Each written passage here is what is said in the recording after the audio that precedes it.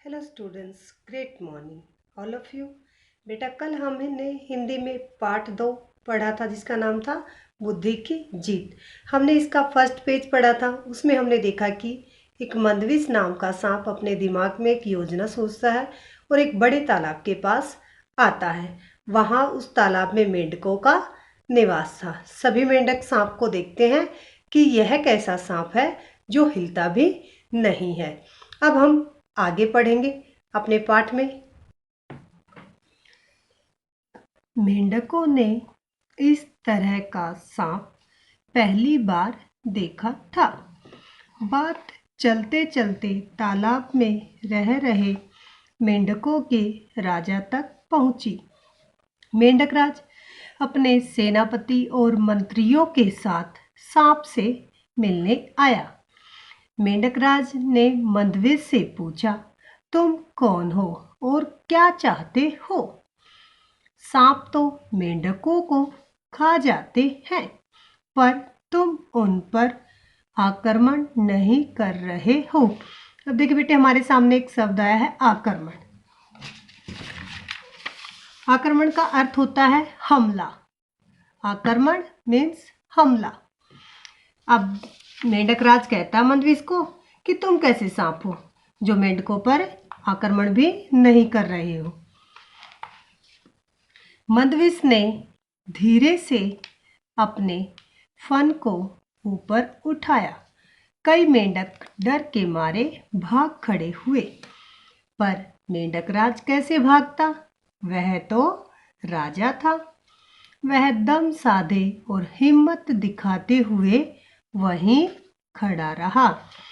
मंदविस ने धीरे से कहा, महाराज की जय हो। आपकी बात सही है, पर मैं एक शापित सांप हूं। अब देखिए कुछ शब्द है बेटे हमारे सामने। शापित, जिसका अर्थ होता है जिसे शाप दिया गया हो। शापित में जिसे शाप दिया गया हो। मुझे शाप मिला है, इसलिए चाहकर भी मैं अपनी मर्जी से किसी मेंढक को नहीं खा सकता। शाप, कैसा शाप? मेंढक राज ने आश्चर्य से पूछा।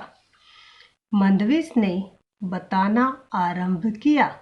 कुछ दिनों पहले मैं खाने के लिए एक मेंढक के पीछे पड़ा था, पर दुर्भाग्य से, अब एक और शब्द बेटे हमारे सामने, दुर्भाग्य, जिसका अर्थ होता है भाग्य अच्छा न होना।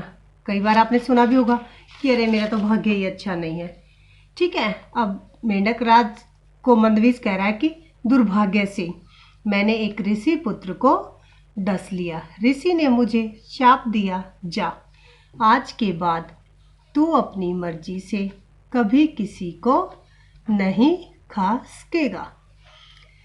तू अब से मेंढकों का गुलाम रहेगा। अब एक और शब्द हमारे सामने, गुलाम। देखिए बेटे, गुलाम का अर्थ क्या होता है? यस, दास या सेवक, किसी का सेवा करना, उसका दास बनना। ओके, उनकी सेवा कर। अगर वह तुझे भोजन में मेंढक देंगे तो ही तू किसी मेंढक को खाकर अपनी भूख मिटा सकेगा। बस तभी से मैं आकर इस तालाब के किनारे आपकी सेवा करने के लिए पड़ा हूँ। आप जो काम देंगे करूँगा। मैं मेंढकों को अपने ऊपर बिठाकर सैर करा सकता हूँ। नन्हे मेंढकों को इसमें बड़ा मजा आएगा। आज आपने इस पाठ के सेकंड पेज को रीड करना है और कठिन शब्दों को अपनी रफ नोटबुक में लिखकर देखना है। बाकी हम कल करेंगे। धन्यवाद।